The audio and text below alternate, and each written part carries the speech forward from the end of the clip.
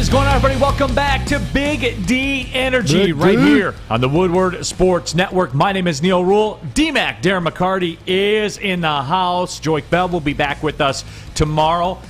And my, oh my, what a weekend it was in and around the Detroit and Michigan landscape. We got everything in the world to get to here to D-Mac. It's going to be a challenge to fit all this into 2 hours. So much. But again, I was not disappointed at all. I think coming off Friday's show, we wanted 7-0, playing 7-0 to be a competitive game.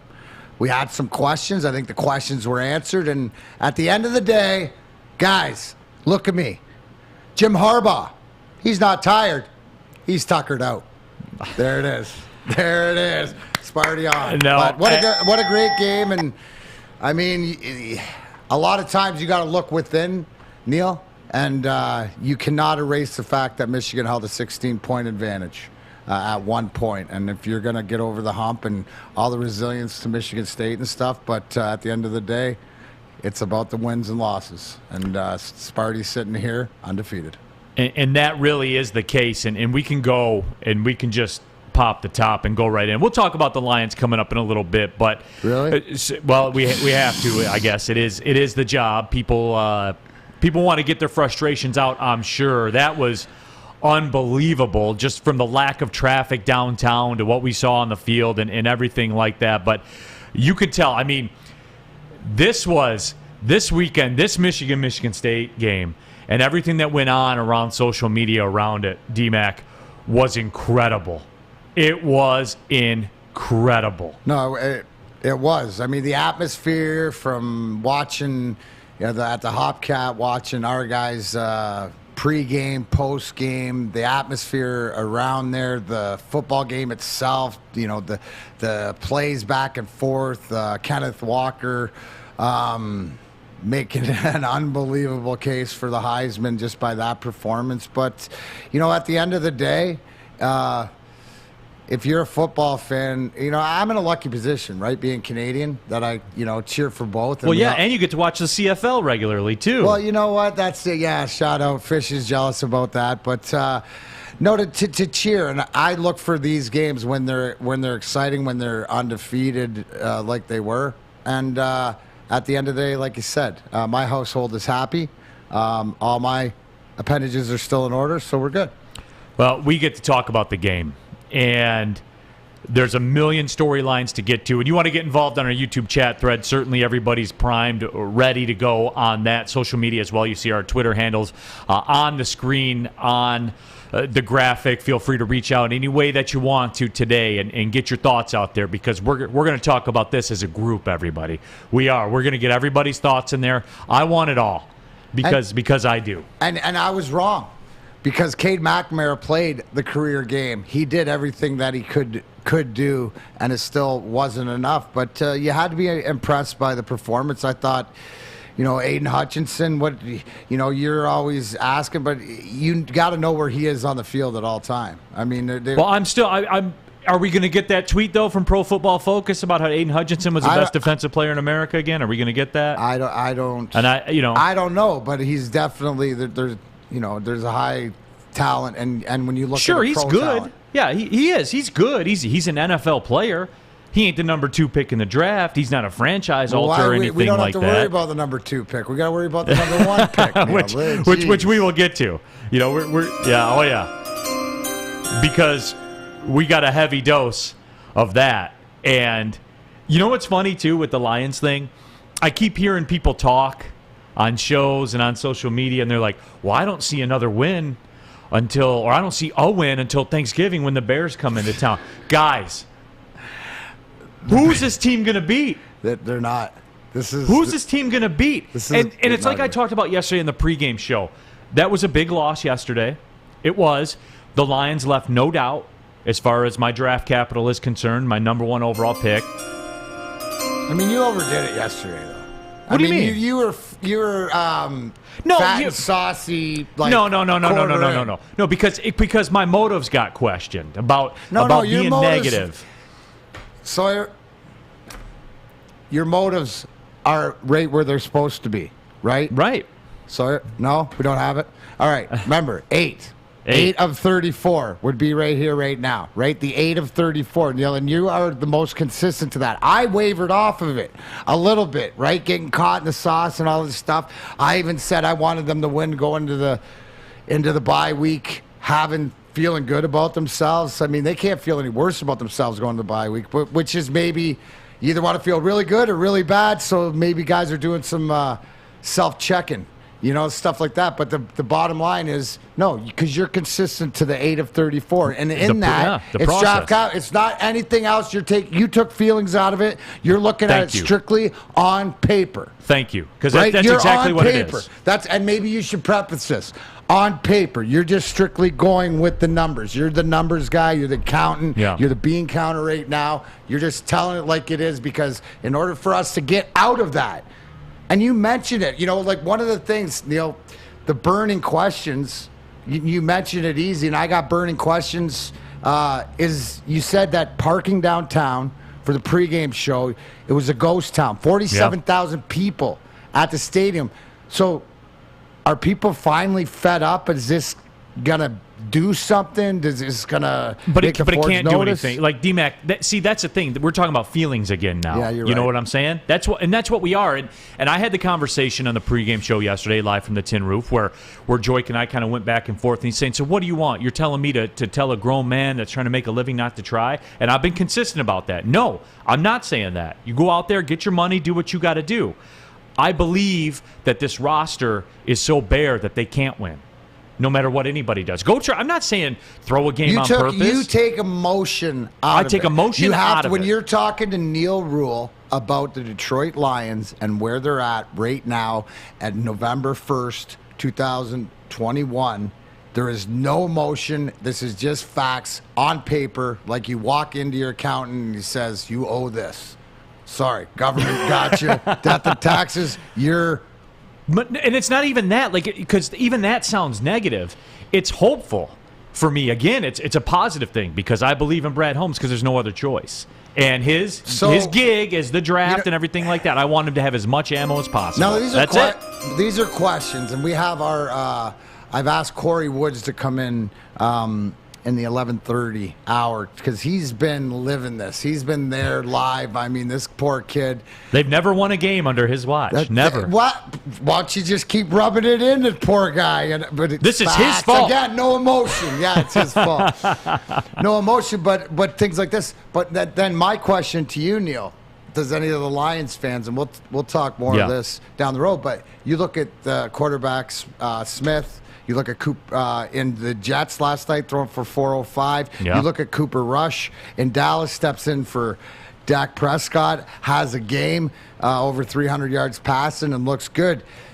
My question is that something that a Brad Holmes should know? Or is it just strictly he's the draft? But these are guys that other organizations have found.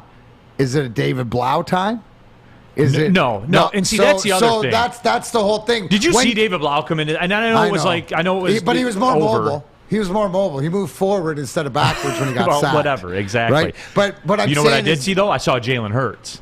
Yeah. And have you ever seen a guy have more of an impact on a game throwing for 90 yards or whatever it was that he threw for? How much time does he have? When the play broke down, what could he do? He moved, bought himself time, got out. Had over 70 yards rushing, man. I want the dual threat guy. It makes it more apparent when you go, hey, what about that guy? What about that guy? So the game's changed, man. That's probably, every game's changed. We look at it in the physicality by penalties and how it's harder to play defense or the hits and stuff like this. But no, the game's changed offensively, and you need a guy to move. What did we see last night or yesterday afternoon?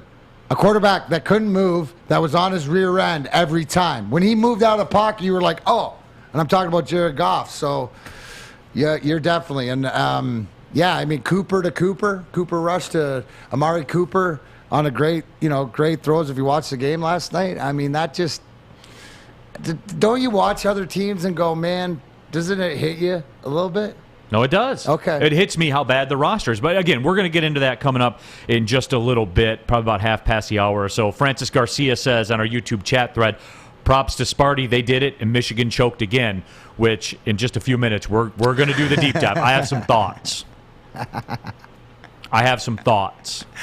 Oh, well, I'm curious they're to not get thoughts, they're truths. Yeah, I mean, I have some truths, and that's even better way to put it. I'm going to speak the truth about the Michigan football program. And again, you guys know how this works. These will be inarguable points. They will be. You cannot defeat these points that I'm about to lay down. That's coming up in just a couple of minutes. But I want to get everybody involved. Dave Schultz says it was amazing to see KW3's last touchdown run from the view behind the quarterback. How he fit through that crease was amazing. And you remember this, D-Mac. After week 2, week 3, I got behind this microphone and said Kenneth Walker's a factor for the Heisman, man. And what did I get? What did I get from people? Well, you're just going to ignore what Blake Corum did? Remember that stuff? Oh, yeah. That's what I got. It's always there, but when it came down to it, when it came down to rubber meets the road. He was a man out there. Man. He was an absolute man, which we're going to get into it, no doubt. And Machiavelli sucks says, but Brady doesn't run. Bro. He's the unicorn. You cannot put Tom Brady because you know what he has? Because his legs are in his brain, right? Right. So give me a break. Yeah, no, and we will. We'll discuss. But the Red Wings had a tremendous sequence. Yeah, even in defeat, D-Mac's going to break that down a little bit. That'll be coming up in the second hour of the program. The Pistons got Cade Cunningham back for a game. The Detroit Pistons have never lost a game where Cade Cunningham's played in it. I'll let it be known. That is awesome. What a great stat, and I like it. Hey, Kitech on here says they don't, D-Mac, I don't look at other teams and go, man, I wish Lions had that punter. No, you're right. I don't want to give our punter away. That's about the only guy. So we got that going for it, Jack Fox. Absolutely. Jack Fox certainly has been Jack Fox. The World Series, the Houston Astros came back from the dead on Halloween. Well, they were dead. It was over. If you follow Darren McCarty 4 on Twitter, as you could say, where I reminded Neil Rule last night when it was 5-0 for the Braves that he didn't like his spot, right, where he said that Astros were winning 5. But if you see how I prefaced it to our friend Tom Mazaway, this was a typical Mazaway Costanza, right? When Maz comes out and he says something just obligate before it happens. Well, I did. I kabukied him, but I didn't have Atlanta in 5. So I was allowed, but I was showing you the power of Tom Mazaway and how to reverse. And I told you, I hated my spot. You hated your spot? I hated my spot. See, the thing is, guys, you got to realize there's a lot of deflating of the balloons, the balls, whatever like this. Like when he says that, then he popped the balloon, but we move on to something else. Absolutely. So. And the Astros are still alive. And I still have the opportunity to say, D-Mac, I was right. The Astros won. I'm sorry I couldn't get it the exact number of games. No, exactly. My apologies. There's an argument that you had it right. Yeah. Right? Exactly. Last night it would have just been so apropos. I still don't love the spot. Because you could have had 5 games you knew it, just wrong team. Yeah, absolutely. No, but we will. We'll discuss that. We'll discuss the Red Wings as well. Lions, college football, all of it. Sit tight, because when we come back, we're talking Michigan State football, and I have some truths to speak about the Michigan football program. But before that, what's a lock in sports betting? A lock is simply put a bet you can't lose. And with MyBookie, you know, they had that NBA lock of the week on Friday. I hope you guys took advantage of that because I gave it to you. All you had to do was bet on there being a basket scored in the Dallas-Denver game. I didn't get the final score, but I know there was a basket scored in the game, so congrats to everybody that took advantage of that. Also got the free roll on the UFC 267. So you guys know, if you went to MyBookie.ag, you signed up, got everything rolling. You got some fun coupons right now in the account that you can spin around, and maybe you took Michigan State plus a 4.5. Maybe when they were down 16 in the second half, you live bet it. Maybe you did that. Then you'll have a lot more fun coupons. But the bottom line is, with MyBookie.ag, you can bet anything, anytime, anywhere. You can go there now still and use a promo code Woodward, and they'll instantly double your first deposit. That's promo code Woodward. You can double your funds, double your winnings. Bet anything, anytime, anywhere with MyBookie. Have a gambling problem? Call the Problem Gambling Helpline, 1-800-270-7117. Okay, you thirsty little spin Goblin. I want you to pedal into the next dimension. Spin it! Spin! Spin! Uh-oh! Carmen's falling behind. Let's give her the hiss of shame. Spin! Spin! Spin till you bleed! Don't ride the bike of shame. Come to Planet Fitness and find your own lane with tons of equipment, free fitness training, and no hissing. Join today for just $10 a month. Back at it here, Big D Energy, Woodward Sports Network. My name is Neil Rule. He's D-Mac, Darren McCarty. Happy to have you along for the ride. Don't forget a podcast page as well on iTunes. Search up Big D Energy. Click subscribe. You miss an episode, the latest episode will come right to your phone. If you're lazy like me, it's perfect. You don't have to do anything. It's served right to you. I can't make it any easier than that. If you're listening on the radio, too, on 93.5 The Roar, 99.1 FM, or 94.7 WCSX HD2. We're out here. We're deep in the streets. We'll have Joik Bell back tomorrow. Sawyer in the booth as well. Fish is here, and it's time to get into it, ladies and gentlemen. 37-33, Michigan State comes back, roars back to win in the game. They were down by 16 in the second half. Didn't matter. And, D-Mac, I'm going to ask a favor right now because I would like the floor for a couple of seconds. You know what, Neil? As the head of HR here at Woodward Sports Network, it would be my absolute pleasure to hear any kind of soliloquy or whatever because you've put a lot of time into this. So, Mr. Neil Golden Rule, the floor is yours. All right, so here's the story. Michigan football is a corporation. They are. And the fans of it that don't demand any more, when you look at this football team, and now going on pushing 2 decades since they've done anything of note, anything of substance, Michigan football's a corporation. They have a great logo that's appealing to the eye in that Block M, just like McDonald's. They have a great tagline that hail to the victors or leaders and best that everybody keeps going to. Just like Beat Ohio. Beat Ohio, all those things. They have a great tagline, great marketing ploy that everybody buys into. That's cool too. Just like any other company. They have a CEO that stands out there with a confused look on his face and not really sure as to what's going on and stands over there begging for a call. But the facts of the matter are this. Michigan football is TCU. That's what they are. Except TCU's won a Rose Bowl recently. Except TCU's had an undefeated season recently. They're TCU. And I know you're going to run to your computer right now and you're going to look it up and you're going to say, oh, they've been bad the last couple years. They go to bowls and stuff like that too that are pointless, that are meaningless, and it just doesn't matter. They're TCU. They had a Heisman Trophy winner in the 1930s and won national championships in the 1930s. They're the exact same thing. They're a fake shell corporation.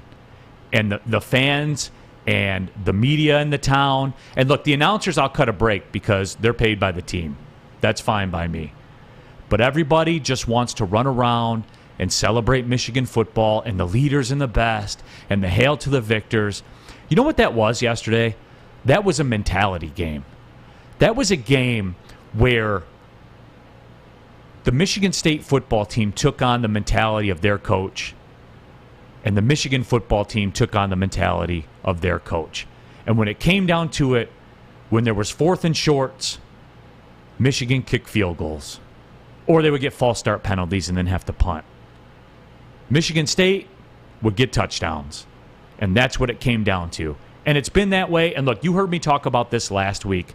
And to sum all this up too, and you'll say, well, Neil, you picked Michigan in the game. I did do that. And I did lay out the reasons why, because I thought they were talented enough to overcome Jim Harbaugh. Those were the words. But you know what? They weren't. And Jim Harbaugh stood there with that confused look on his face, wouldn't change anything that they were doing, continued to do it, and in the end, they lost, like they always do, especially to Michigan State, certainly to Ohio State, and that's what it is. And save the 7-1 and save we're still going to go to Indianapolis. And those are people on this network that say that. Save that, because that ain't happening. What the bottom line is Michigan's going to be third in the division, fourth in the division again, because that's what they are. That's what they've been for almost 2 decades, and that's a factual statement. You can't argue it. They are TCU. That's what they are. And the mentality that Michigan State takes every time, they're the tougher team. They want it more. They demanded respect, and they took respect. And for anybody that doesn't respect them still, then I can't help you. I can't. Because they went man to man, and they took respect. And there's nothing more that can be said about that game, D-Mac. And certainly we can get into the Kenneth Walker stuff. And he, in a year where there are no good quarterbacks, right? If you're a Lions fan, which a lot of you are, that's the word, right? Well, it figures the Lions will get the number 1 pick in the draft, and there's no good quarterbacks to take. In a year where there's no good quarterbacks, that man on your screen right now has been the best player in America this year. Hard stop. No, and here's the thing, Neil, and I'll give you what is so apropos to what you said, right, as far as attitude, as far as mentality. Anybody who knows me knows my right hand, Aaron. Tammy, obviously very well aware, he's from Flint, doesn't know anything about sports, doesn't know anything about, doesn't care, whatever. We were watching the pregame show, and if anybody watched the walk-in from Mel Tucker and Michigan State, and I looked at it and was like, whoo, and he from the other room or walked in and goes, man, that guy's intense. They're going to win today. And he is when he makes a prediction, for whatever reason, he just makes, but he even noticed that. I noticed that on the walk-in, right? The intensity, and you nailed it, because everybody in that green and white uniform was going down and played as hard with the attitude. It was personal for them. It was very personal, and it's made it, and that's the whole difference. To me, a lot along the lines, I compare the Michigan State mentality. And I'm going to, later on in the show when we talk Red Wings, show you culture, play, and stuff about mentality. The Spartans and the Red Wings have that mentality. Michigan and the Lions, yeah, they work hard and stuff like this, but it's not that killer mentality. And trust me, from a guy that had to go to a different level or has a different level to go to because he had to for the job that he did as an enforcer and stuff like this, you see it. And when you see it throughout, and that's where the team toughness, that attitude, whatever, you didn't see him back up. You don't see him gripe and moan and stuff like this, complain about anything, and it's just a different attitude. It's just a level. Can somebody take it to that next level? And what we saw attitude-wise, because the teams we were right. They're so evenly matched up in what they did, the way that both quarterbacks played, the way that their best players had to play, but it comes down to who wanted it more. And at the end of the day, you can't say that Spartans didn't want it more. And where does that come from? It comes from the top, and the top is your coach. Absolutely. And Mel Tucker showed. He showed it, man. He showed the culture and what he instilled in a very short amount of time over Zoom calls and we all know the stories. We do. Michigan State, man, you have to respect them. If you're a Michigan fan out there and the talk and all that kind of stuff, you have no they took your respect, D-Mac. They took it from you. No, and Judge Payne says, wasn't Mel Tucker the one bitching before the game for the refs to make the right calls? How many calls got randomly changed Saturday? How refs make champions anymore? Like, forget that. Yeah. No, if you don't think Scotty Bowman, the greatest coach of all time, wasn't in the refs' ear all the time about that's part of coaching and it's part of respect and whatever like this and that. You got to go out, play with the same refs, so I'm done. That excuse. We sit here with Joink Bell every day. And he's got to sit through being screwed by a referee that we all saw in a game in the NFL. But you know what Joik says? You know what Joik says? I should have made a play earlier in the game. Right, that's what I'm saying. Where's the accountability and learn from it, right? Instead, we always want to blame somebody else and say maybe you didn't do enough. Because at the end of the day, what are you willing to do? And to a man, more so, that state team, their identity is their coach. Right? The Michigan, their identity is their coach. Tough. Right. And I don't know what else to say, too, if you're a Michigan fan, because this is Jim Harbaugh's body of work, man. And I do feel bad. And this was a great point by Chuck Brewer. You're not wrong about the last 20 years at all, but Saturday came down to Walker being a god on the field. Give State their credit and talk about them. Michigan State's the story. And they are. And I think they are just from the standpoint of how they took it. Well, they had to earn it. Took it. They're down 16. They got to convert 2 touchdowns, 2 2-point conversions, stay in the game, come back from, drive to the end, make that play. They went out and won that game. Now, my burning question about these Michigan State, and I will keep it to Michigan State. What does this mean? Because you're going to see them go out, and what I expect is I don't think they get too high on themselves. I think they stay right there, and they know that they're in a fight. Does this mean they beat Ohio State? No. Does this mean they're closer, whatever else? No, it means there's all W's in their column. That's right, what it means. That's what it means. They took care of business. And so what you said, and I'm not privy up on this, but that pretty much, would you say Michigan State makes it to the Rose Bowl because of that? Yeah, I mean, we talked about that on Friday. Well, the winner of this game pretty much locks in, barring a total collapse. Michigan State's pretty much locked into a Rose Bowl. They are. I mean, provided Ohio State, if everything goes out according to the way you would bet your mortgage on it, i.e., when Ohio State plays Michigan, who you betting on, et cetera, go on down the line. If it plays out according to Hoyle, I always like that phrase. My dad always used that. Hoyle is the originator of the cards, the deck of cards. If it goes the way the point spreads would dictate it goes, which it certainly doesn't. It certainly doesn't. As we saw on Saturday, it certainly doesn't. Michigan State will find themselves in at least the Rose Bowl. They will. And like this whole... the Michigan fans, too, they ran to the whole, Ohio State, Penn State card. They ran to all that, too. Penn State's 4-3 or whatever. No, I mean, the conversation with Penn State was a couple weeks ago before they lost to Illinois. I mean, when all the teams, when it was playing out, now they're irrelevant. Yeah, I mean, so again, that's what it is. Still got to beat them, not irrelevant to that point, but I mean, they're not in the conversation. And I mean, coaches pull Sparty's up to 5. So, I mean, the bottom line, if they're supposed to, if they're not supposed to, this, that, whatever, they put themselves in a position, right? In a position to succeed. And they can go out and shock the world and beat Ohio State, but they got to take care of all the rest of the games. And we will see that the next game.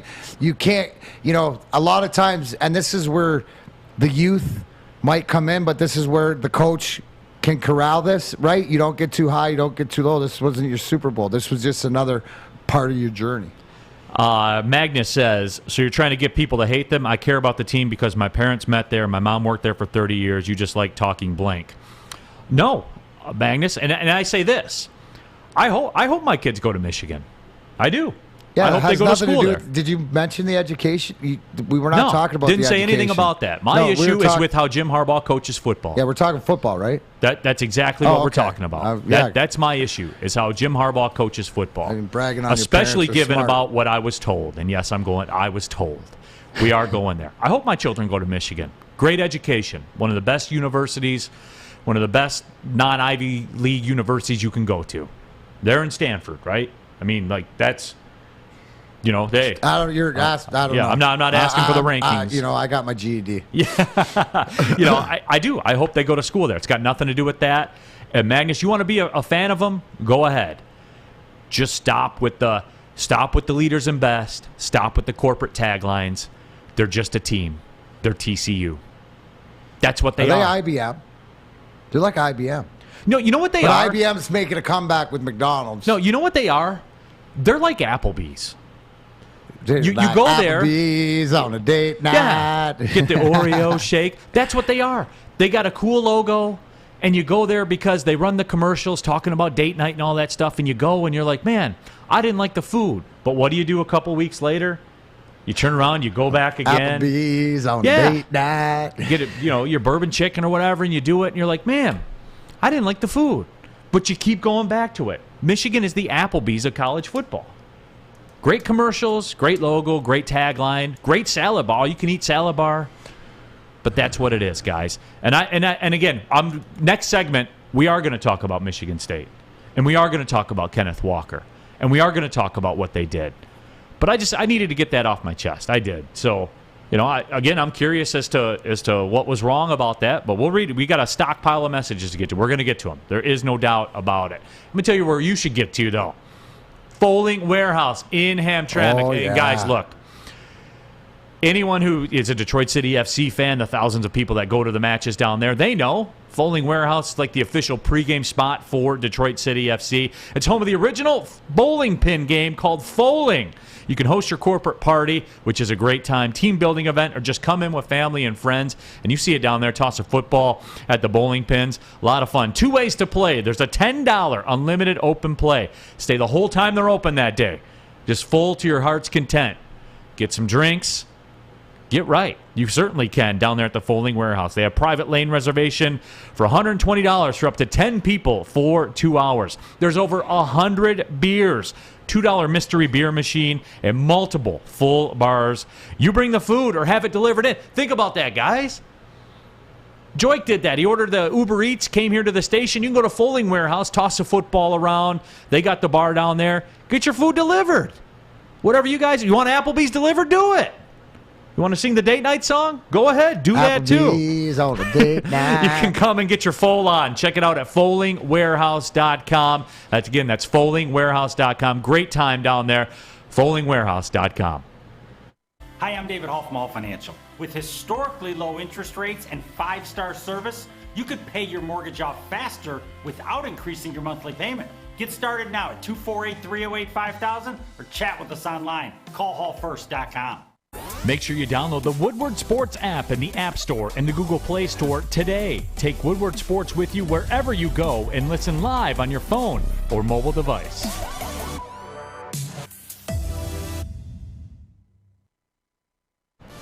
Off and running here on a Monday. Big D Energy, Woodward Sports Network. Neil Rule, D-Mac, Darren McCarty will be joined by Corey Woods, our Lions beat reporter, in just a couple of seconds, but I do want to get to a couple of these messages. As a Michigan fan, I can't argue anything that Neil just said.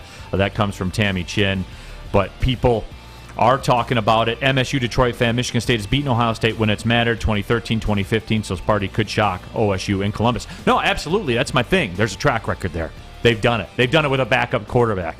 Didn't have to hear about how their quarterback was injured or anything like that. They just went in and did it. Drew says Michigan's more like Sonic, practically non-existent in the state of Michigan. I got one but my house. 14 and John R. Yeah, and we're going to continue the Michigan State discussion because I feel that Michigan State has gotten glossed over in all this for the ones that got the results. But before we do that, we do want to welcome in our Lions beat reporter, Corey Woods, who in his beat career for Woodward Sports has never covered a Lions win, and we're into November, bro. Have you thought about it that way, Corey? Actually, I mentioned that earlier today because I covered a couple of games last year in the season, and of course started this season, and I've yet to see a Lions W. You know what? Even from doing it from a photography standpoint, I have never seen a Lions win in person. Finally, we found the problem. Corey Woods. Corey Trade Woods is Corey. the problem. Oh, I mean, if you trade me, I mean, hey. No. Corey, do you think if we traded you to Denver, we could get our Trinity Benson draft pick back? Oh, that's just cold. Yeah, I'm that's asking. Cold hard facts up here with Neil Rule. The golden Is it rule. cold or is it true, Corey, or is it both? Yeah, I don't know if I might be worth a little something on the market. We'll see. My question here, I have one of my burning questions that I'm going to here address we to you. go. Because I've been anticipating one of the D-Mac burning questions. that is. It's my burning Lions question because, yes, sir, you have been there, have at Ford Field on the road and everything. But my question is more to yesterday, 47,000 in attendance, which was probably not even that much. But let's also take into that the lowest Lions attendance for a Lions game in Ford Field in over a decade. So my question to you, obviously, Neil driving down for the pregame show as deserted as Detroit was, is just this because I'm asking, was that a vibe because it was Halloween and everybody had other things to do? Or is this a vibe that fans are finally going to show their displeasure by not showing up? I don't want to really put too much stock into the Halloween thing. I think that over the past couple of throughout the season, it's just becoming a trend. The numbers are just starting to go down because we know the team is rebuilding. We understand that, but it's just the product that you're seeing through the rebuild. I mean, if you got a whole bunch of – if the Lions were 0-8, but you had a whole bunch of games how they played against the Rams, I think you would still have fans come there. But when you have games that are like the effort they showed against the Bengals and then the game you have yesterday, I mean, that's going to drop the numbers. Yeah. Well, I mean, I will cut them a little bit of a pass in that because I got hit up by 3 different people. They're like, hey, do you want to go to the game? And I was like, well, I can't. I got to do the pregame show, and then I got to cut back because, the whole trick-or-treating with the kids. One of my friends got invited to the game for 50-yard line tickets and declined. Yeah. I mean, and there was, and how smart was he? Yeah. Because, no, but for me, I mean, it was a family thing. If it wasn't Halloween, I would have went. Okay. I would have went if it wasn't Halloween. But that was more for, it's a lot like when I was a season ticket holder with the guys I went to high school with. We did that to get together and tailgate and have a beer in the parking lot and cook some burgers and stuff like that. Like 1 p.m. was the punishment. Like there was like, oh man, now we got to pack up, go to this, and then go home. Like that sucks. They were fun till 1. I want to make a T-shirt that said Lions football fun till 1. Hashtag 2023. Yeah, but I mean, no, but Corey, you're right because let's not gloss at what this team is. They're a football team without a win. Yeah, and you got the 2-5 Eagles coming into town. There's no juice for that, man. This is the game. That game should have been on Thursday night on Amazon, as a matter of fact. Do you know that 80% of the money bet in Vegas was put on the Lions for this game? Which it's, that's unbelievable. So it's not only just here, but it glossed over. And I was one that thought they had a chance to win this game. But my question also, too, and I mentioned this to Neil, and I asked both you, because the most frustrating thing for me is, as a guy who hasn't played, is I don't understand pre-snap penalties, false starts, too many men, like mental discipline sort of penalties. And then you look at the end of the game and the clock, and you hear Dan Campbell talk about, well, I messed up, I wish I would have took time, whatever. Like, my question to you guys is, who teaches the coaches the clock? No, but there should, because it's more parent irrelevant, but is it strictly you learn as you go and your experience? But because seriously, one of the fundamentals and the intensity of Dan Campbell, but if I'm going to draw a huge criticism, right, it's the fact becoming that a trend. It's a trend. The man. penalty, the whatever like this. I like the fact that he knows when to go for it or he's aggressive. But that does you no good if you can't manage the game and it's becoming so apparent. So, I've never heard or somebody where is it just that unwritten rule that you got to learn as you go? Because to me, that's a big thing. And until they clean this up, it doesn't matter how much talent, how many draft picks and the stuff they have. These are errors. Now, is this apparent to you because you've been watching? Most definitely. They're a team that is devoid of talent, which is why they're 0-8. Right. But at the same time, there have been small, little. I don't even want to say little. There have been errors along the way in each game that he's apologizing for after every game, and some of these are the same ones week to week. So it's just like, okay, are you really? Here's my thing: are you taking the blame for these errors to a fault? Just to cover your players, or are you really just making these coaching errors week to week? Because if you're really just making these same coaching errors as far as mismanaging the clock and all this stuff, you're making those week to week, then we got to start looking at you, guy. But if it's on some of your players or someone on some of your staff, I know you don't want to throw those guys under a bus, but hey, really, if you're gonna take this bye week to get it together, and then come back out, because this stuff has been happening week to week. Some of the same. It's like Groundhog Day. Yeah. Right. No, as a fan, and to hear you say that too, and that's the one thing. And Robert Colossi says, T-Mac, EA Sports Madden teach us all the clock. And that's true. Know what? I gotta say, I played it, and you're right. Yeah. I'm more as a non-football guy. And Corey, I'll say this. I mean, you guys know me. I'm a big analytics guy, a big clock guy, and everything like that. Mm-hmm. Right away, it's egregious to take the football. You win the coin toss and take the football. You're already playing from behind because I have to have that football to start the second half. That changes everything in terms of your last possession of the second quarter. I think they should stop taking the football to start the game, because here's the thing. They don't do anything with it. Right, and that that's even a separate argument to it. Like your offense is challenged, but I'm just saying analytically, it's better to have that possession to start the second half. Yeah. Because again, I bet if they had the ball to start the second half, they kicked the field goal at the end of the second quarter. Oh, absolutely. Because now you have the opportunity to make it a 3-score game to a 2-score game. If lightning strikes and you score a touchdown, now you're down 7, and that's without Philadelphia ever touching the football. Those are the little things that I'm talking about. They're concerning to me. And I had my text thread with my buddies and stuff like that. And D-Max heard me talk about a friend of mine he's a terminal Lions fan. Like there's no cure for him. And he's like, I trust that he'll learn that stuff. I trust that he'll get comfortable with it.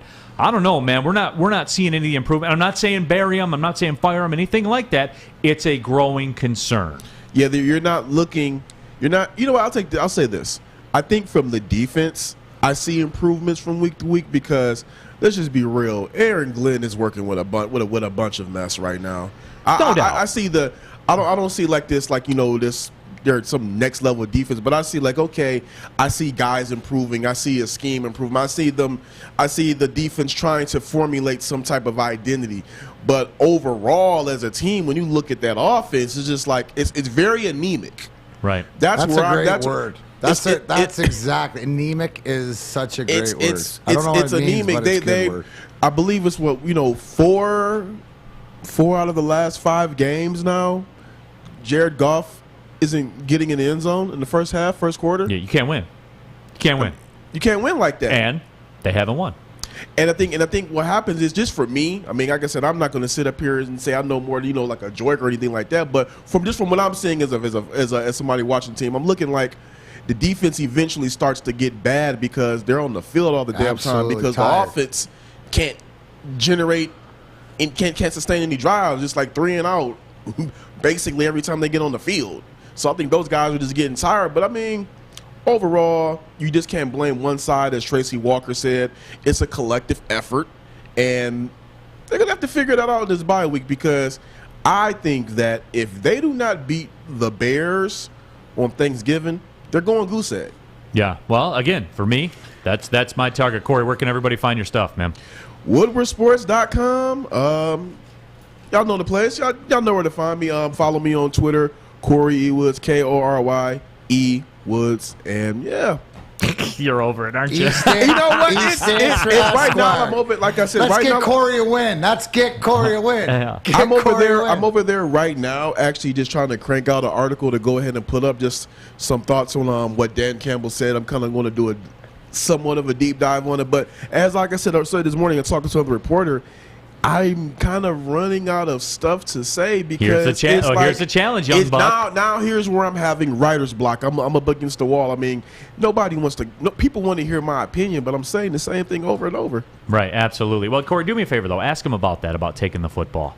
Okay. Yeah, about winning the coin toss and taking the football. Don't you feel you'd be better served to have it to start the second half? You can even say, hey, Neil Rule wants to know. Hey, I'll throw it out there. I'll see what he says. We're supposed to talk it around around sometime later in the day. So I'll ask. Me and DCFC are going to talk. Whatever. Appreciate it, Corey. Thanks, brother. Thanks, Corey. Hey guys, you know what? It didn't matter if the whole offensive line, the whole defensive line, and the coach had the machete from CoachPortland.com. It wouldn't have mattered yesterday. They even needed the lights and everything else. Well, you can go to CoachPortland.com, use WSN20. 20% off as usual for all you do-it-yourselfers. Outdoorsmen, I know that leaves are changing. Time to get out there and do the work. So CoachPortland.com, WSN. Tell them Big D Energy sent you. Neil Rule, Darren McCarty. We come back, we're going to Sparty on. Big D. Big D. I'm looking to bring on another HVAC tech right now. We're recruiting 5 to 10 techs a month. We're looking to grow and expand. Every new tech we hire is from Northwestern Tech. The hands-on training is fantastic. They're always my first call. We love hiring Northwestern Tech grads. They come out trained and ready to work. Our program is only 10.5 months, and our next classes are starting soon. So why wait? I'm looking to hire Hire a graduate of Northwestern Tech. Northwestern Tech. Northwestern Tech.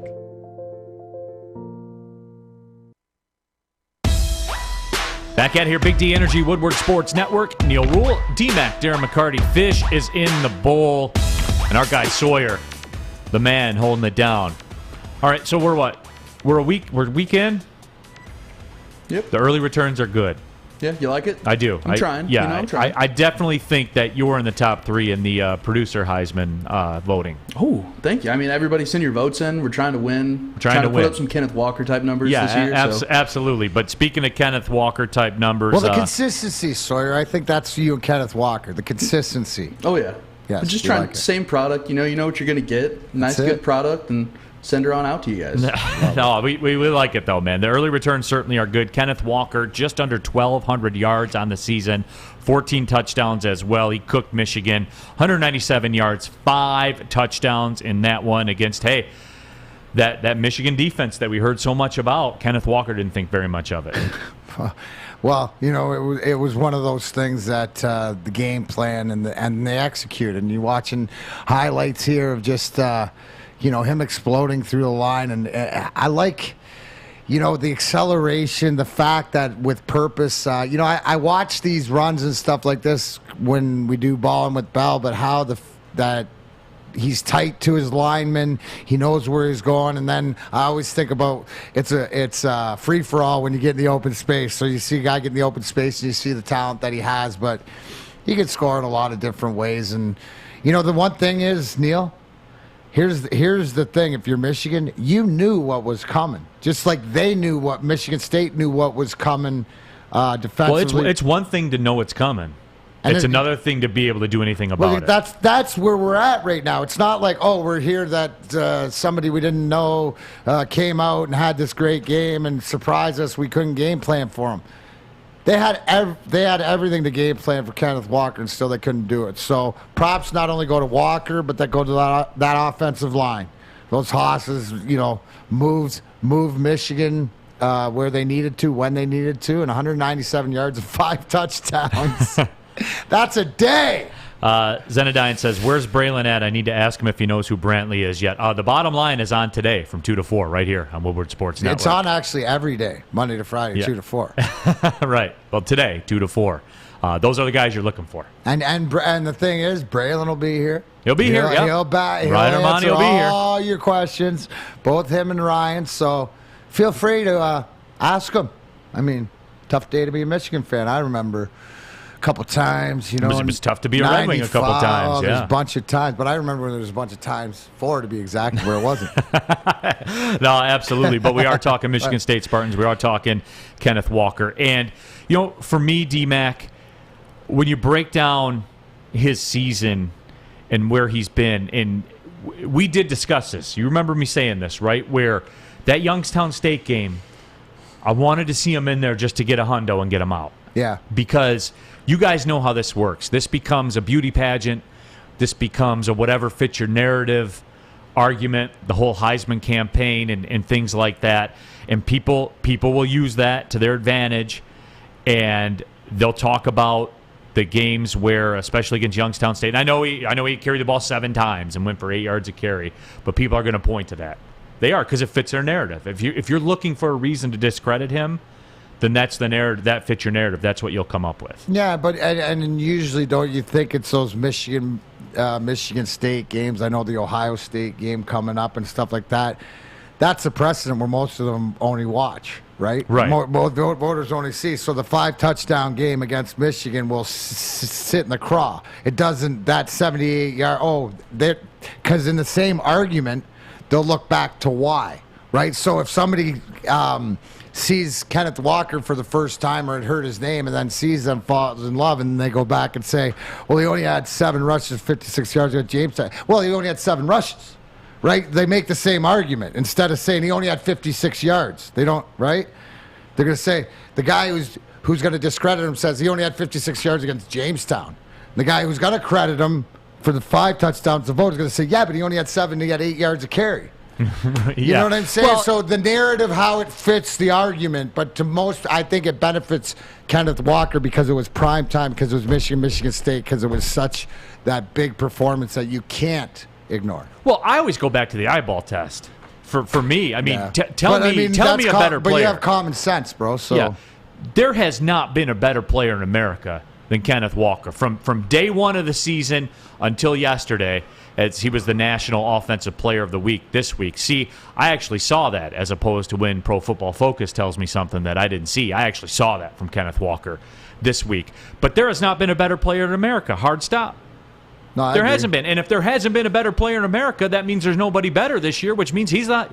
He's the Heisman front runner right now. Well, here's the thing, too. It goes back to what you brought up about Mel Kiper switching his number one overall quarterback, or who's the first quarterback to go with 8 different guys, right? When you don't have the front runner or you don't have the quarterback guy, right, it leaves it wide open. So this year's a perfect year for Kenneth Walker to have this type of seasons, because if he continues it, and he's still got to, he's got to come out and have a solid game against Ohio State, but he's put himself in a great position, I think, to win the Heisman. Yeah, as opposed to my Astros in 5 prediction, Kenneth Walker loves his spot. He loves his spot. I hate my spot. You're a human being, bro. I can't get it exactly right every time. Not every time. No, but again, it just goes back to that for me, that he's the best player in America. And he should be, if the season ended today, he should be the Heisman Trophy winner. Not just invited to New York or anything like that. I think that's more of a guarantee than because he's got tougher games to play, against Ohio State and stuff like that. So if the voting was done today, I think that you said he's most consistent. What you remember last is usually what stays in your mind. So hopefully he's there. Hopefully people don't miss out or whatever like that. Yeah, absolutely. But this Michigan State team, they do have to, I don't want to say circle the wagons, obviously, because they won, but they do have to be mindful. They're going to Purdue next week, the 3:30. I mean, there's no way. And again, this is something where you do see this, and it is true. And I'll even ask you as a professional athlete, I would imagine the day after you guys played the Colorado Avalanche, I would imagine it was a little tougher to get up that next game. What was the next game? Do you even remember? No. Yeah. That's my point, though. I would imagine there was some kind of hangover. But there's a different feeling, too, to that point, about highs and lows like that.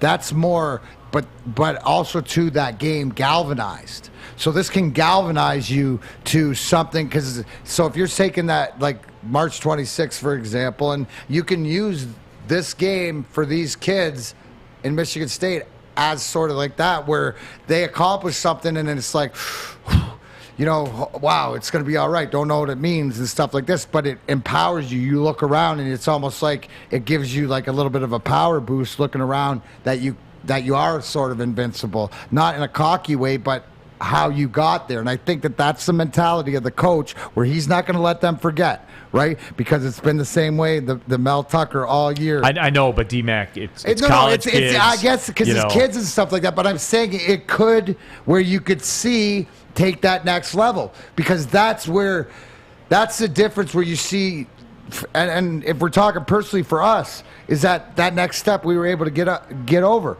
But we also, too, had gone to that next step and got crushed in the finals in '95 by Jersey. So we'd had that sour feeling in our mouth. That's as important of knowing what you don't want as knowing what you want. By the way, looking at the schedule online here, it says tickets starting as low as $35 for the Purdue game. I bet there's going to be a heavy Michigan State contingent that makes the trek down there to West Lafayette. It should be. Sawyer. Yeah, I got a question for you. How do you think this big win against Michigan affects Mel Tucker in the LSU situation? Does LSU now I think Michigan fans hope a hell of a lot more that it does happen. Yeah. I do think that. But see, I'll put that on its ear, because I keep hearing Michigan fans still talking about that. When does Michigan go get somebody's coach? Very true. You're Michigan, right? You have the corporate logo and the corporation and shareholders and everything. When do you go take someone's coach? When do you go to Clemson and go to Dabo Swinney and say, what's it take? When do they do that? Oh, blasphemy. Blasphemy, Neil. This is, if you want to swim in these waters, this is what it is. I get it. I'm just being that blasphemy from the Michigan fan. You're right. Am I the first person in the history of the world that suggested this, that Michigan should go poach somebody else? Because it seems like it. No one ever talks about that. Well, that's because you got the savior there. That's because you got Harbaugh there. You can't disrupt the apple cart, or can you now, after 7 years? is now the time to do that. Is there rumblings about this behind the scenes? Again, when you talk about chopping someone's salary, that's rumblings in and of itself right there. And just when do they go do it? And it's all coming right now. Hey, I mean, you know what? Financially, right? That it's not like they're on the hook for a huge number. It's easy to move on. I'm just saying it's easy to move on. I wonder if those conversations are being had. Yeah. What do we got here? D. Richard says Michigan's in love with Jim Harbaugh. No, it is. I mean, they are. It's apparent. Here's a good one. Ketek says, I want Michigan to go after Luke Fickell, former Ohio State guy. I like Luke Fickell. He's going to go to USC, and they're going to win there. I like Luke Fickell, too. He's going to end up at USC because he wants to finish the Cincinnati year out. I think that's why USC hasn't moved yet, and USC's athletic director was Cincinnati's athletic director. They want him to try to get that national title, get to the college football playoff, and then that's more ammo for when you bring him into USC. I think I don't have any hard line on this. Leaves. Yeah, that's just it makes Coil sense. in the right? tea leaves today. Yeah, it makes sense. So I think Luke Fickell's going to go to USC. And I saw someone earlier ask about how the hell did Wake Forest let Kenneth Walker get away. I talked to some folks that are down there. I have some friends that are down there, and they told me it was just he wanted to elevate his status in terms of the program he played for. It was he wanted the Oklahoma, the Alabama. You know what I'm saying? Yeah, Florida. He wanted Ohio to go State. out with getting some shine where people would know him, where his ability could say, "Hey, this is my make or break year. I'm not going to get it at Wake Forest to get the exposure that I need." And he was even down with this. Is what I was told. He was even down with sharing the workload and stuff like that, like being a two-back system, whatever it took. But those offers never really came.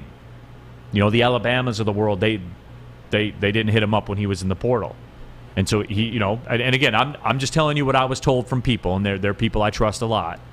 And he went to Michigan State, and he had a chip on the shoulder. Yeah, classic Michigan State, along with the coach. See what I'm saying? It's a mentality thing. Attitude. It's a mentality, and it's next level stuff. Right? No, absolutely. Peyton says Michigan celebrates wins before World War II in stadium capacities, and Sparty celebrates wins now. That is true. Yeah, and let me see. Juan here says, it's not Harbaugh. It's the entire entitled Michigan culture. When you walk into Ann Arbor and already the leaders are the best, all you have to do is play the games. And yeah, that's what it is. Chuck, numbers don't lie, Neil. He didn't get carries. Yeah, no, he was cool with splitting the backfield. Even when he transferred, he was still cool with that. But, Well, he said, and I love that. I love that, betting on yourself or whatever like this, coming with a chip and things like that. And these are the things that are talked about because we always say that it's, little brother or whatever you want to say. But you know what? Little brother kicked big brother's ass all over and been doing it for a long time. So he's all grown up now. He's all grown up. He's all grown up. He's all grown up. Got a new sponsor alert here at Big D Energy and the Woodward Sports Network, right up my alley. It is Gypsy Vodka. They were the proud sponsor of the Michigan State broadcast that we did at Hopcat in East Lansing. We did tremendous numbers, by the way. People were hype. The entire world was out there, and certainly Woodward Sports was there as well, courtesy of our people at Gypsy Vodka. Both owners, Michigan State alum, twin brothers Adam and Mike. Get yourself a bottle of Gypsy Vodka out of Petoskey, Michigan. If you want to do it the way I do it, drop some ice cubes in there, a little hit, one more hit, throw some club soda in there, and squeeze a lime. I'm high maintenance, so I like a couple limes in mine. So, I'm talent diva, high maintenance stuff. Sawyer agrees. Yeah. But that's how I do my Gypsy Vodka. So you guys should do it too.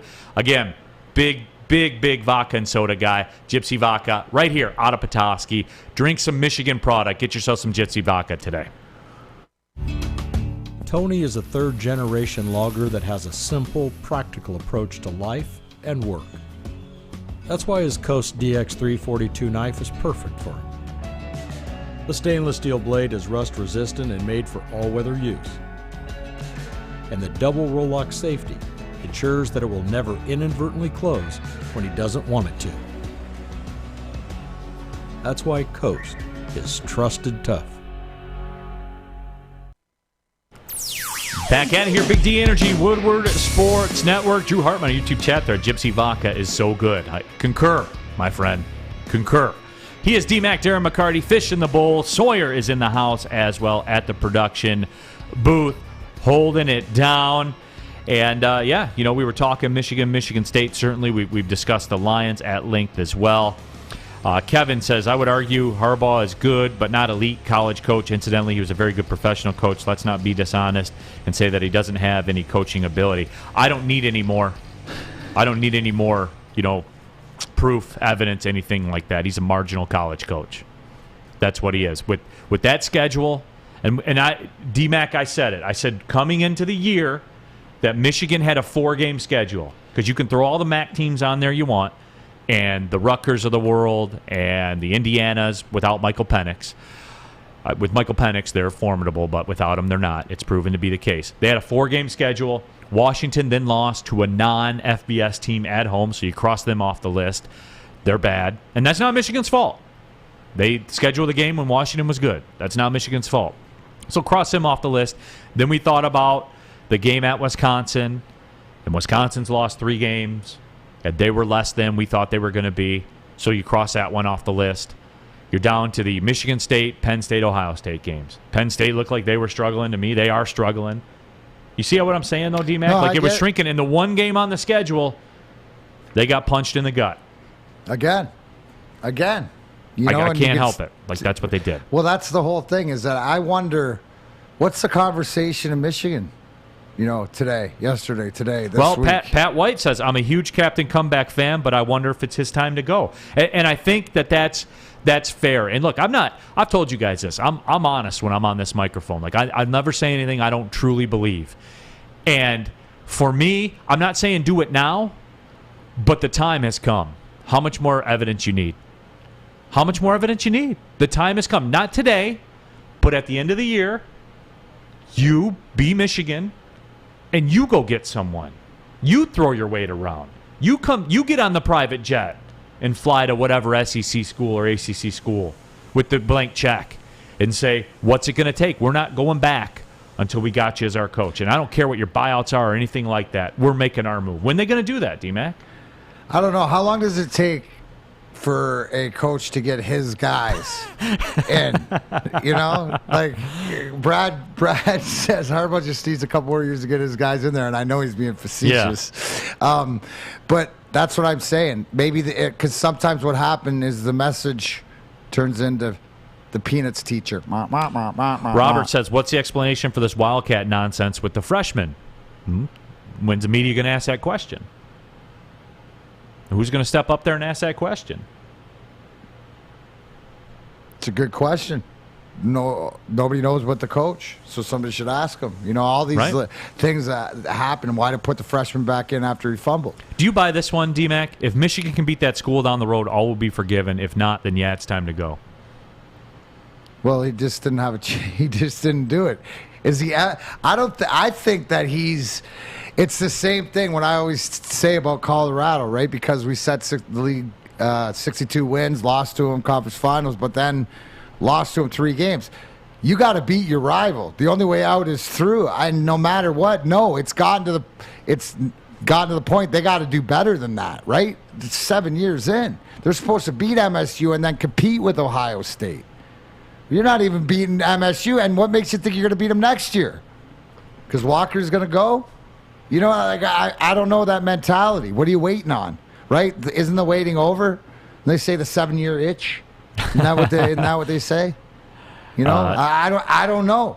I mean, it's one of these things. Is that I thought because of the way that the competition, but the way that they were this year, not talking and this and that would come out on the field. But again, when it comes down to execution, when it comes down to coaching decisions.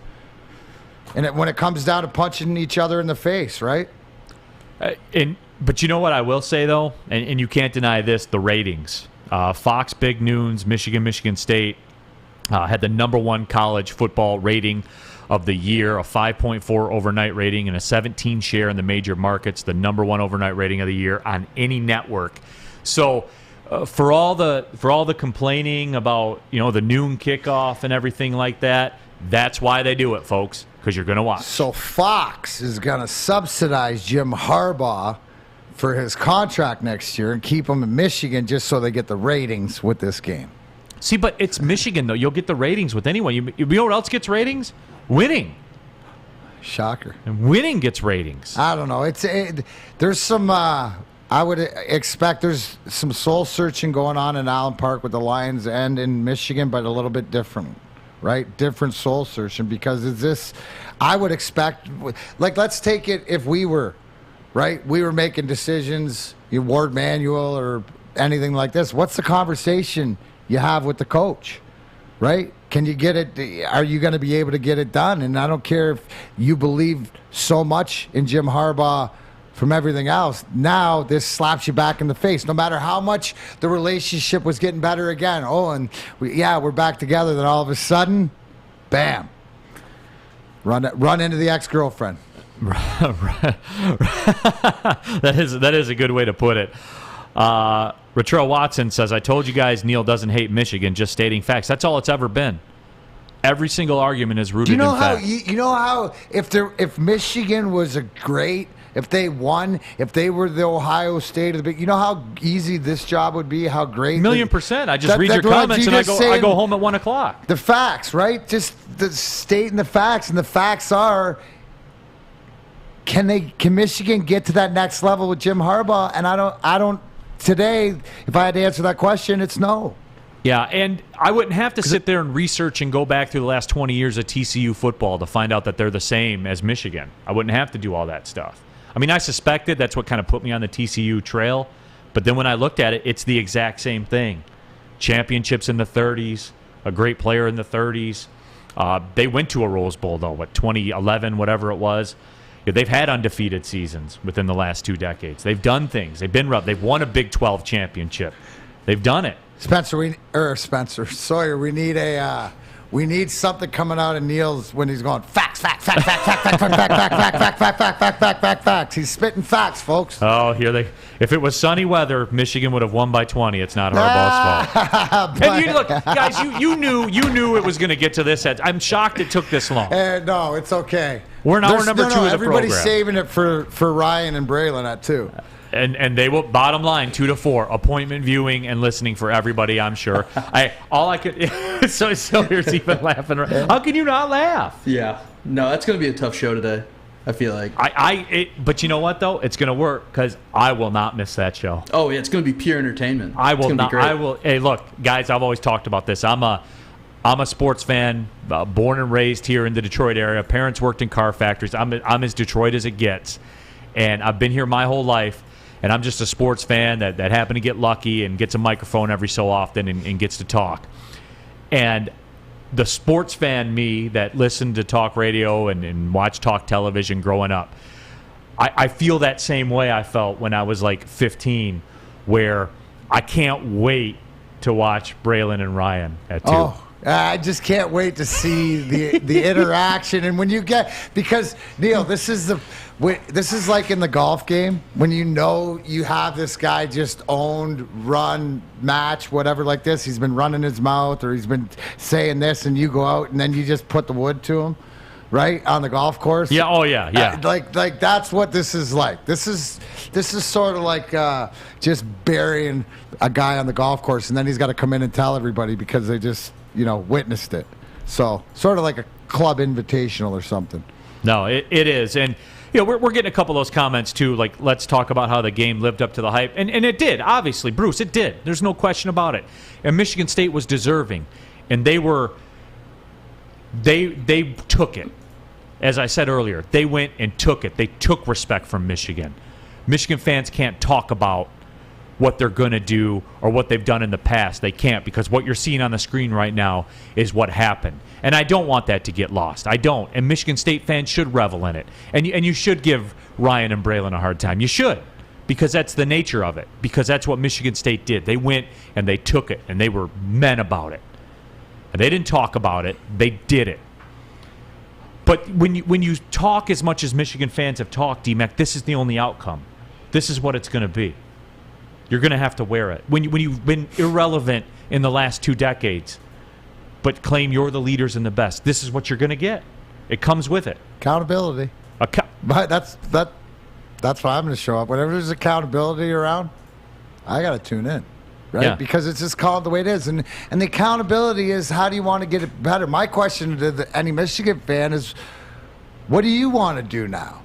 Right? Where do you want to go? Because I know, just like us, we're all Lions fans. So it doesn't matter if you're Michigan State fan, right? So we're all in the same thing. What do you want? Like, at the end of the day, put all the BS aside or whatever. What is it you'd like to see? Is it doesn't matter who it changes to because the voice and the mentality's got to change? Right? Because if you look, and I always speak accountability, I speak karma.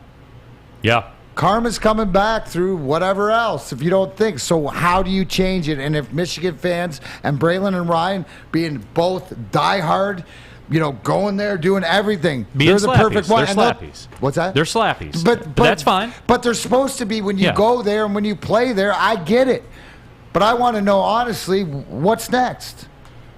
Great question. That's a great question. I know if you're thinking about a career change, I know what should be next. Oh, geez, Northwestern Tech. Oh, gosh, of course this should be. Take it from me, who started in the air conditioning refrigeration business. Northwestern Tech started a new career in an industry that is always essential, the heating and cooling industry, especially now. It's getting chilly. Oh, by the way, make sure you turn your water pipes to the outside off. We don't want them getting frozen. Do that and turn on the heat. Learn more today by visiting northwesterntech.edu. Woodward Sports Network, Big D Energy, Neil Rule, Darren McCarty, Fish in the Bowl, and Sawyer on the ones and twos. We'll be right back. Big D. Fellas, football season is here. It's time to make your grooming experience easy like Sunday morning. Get to Lady Jane's Haircuts for Men. Walk in, relax, watch your favorite team play, and before you know it, your hair will be game ready. Get to Lady Jane's, open 10 to 8, 7 days a week. Walk in anytime. It's wicked awesome. Make sure you download the Woodward Sports app in the App Store and the Google Play Store today. Take Woodward Sports with you wherever you go and listen live on your phone or mobile device.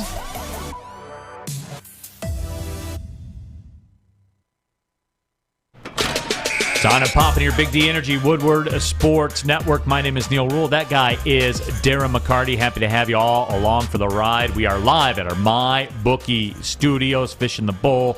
Sawyer in the house as well. Tommy, I'm wrapping up this Michigan State discussion. Tommy Williamson says Ohio State's a tier above everyone else until proven otherwise. And that will be the next thing for Michigan State, because all the disrespect that Michigan State fans dealt with from media, from other people around town, from the Michigan fans themselves, it's just going to fire back up again. And for me, it won't be fair because you've beaten Ohio State with all the chips in the middle of the table, with a backup quarterback. There were no excuses. They went in and they took it. And you guys went to the college football playoff. Like, that's what happened. So be prepared, Michigan State fans, because all this stuff's just going to recycle. It's going to be big, bad Ohio State. And it is big, bad Ohio State. It is. Don't get me wrong. But you've sat at that table, and you've won. Now, here's the thing. You bring it to me. You want to know how you fix your season as a Michigan fan? You go out and beat Ohio State, right?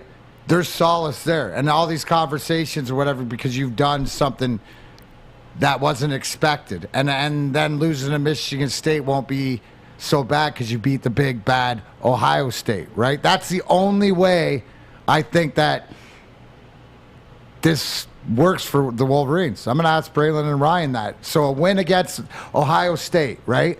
And the thing is, if Michigan State loses to Ohio State or whatever, that's the only solace that they have left. They got to run the table. Yeah, absolutely. We'll talk more Detroit Lions a little bit later in the show. But I did want to take a spin around the NFL. We do this every single Monday and take a look at what we saw. And I know, D-Mac, you brought up the Dallas Cowboys with a backup quarterback, still getting a win, surviving and advancing on the road. I know Michael Irvin will tell you that you can print the Super Bowl tickets if you're Dallas Cowboy fans. I'm not quite ready to go there yet with them. But that was a nice win. That was a very nice win for them. Great win. When you Cooper Rush, a guy who has come in and shown, and listened to Al Michaels and Collinsworth talk about Kellen Moore, who's their offensive coordinator, who was here in Detroit for a bit. the guy was legit, and the throws he made, and the way he stood in there, and the little bit of a mobility that he had. And what I love to see, with whether we're talking about him or we're talking about what was his name, Smith or something, the kid that played for the Jets that beat the Bengals, which is wild.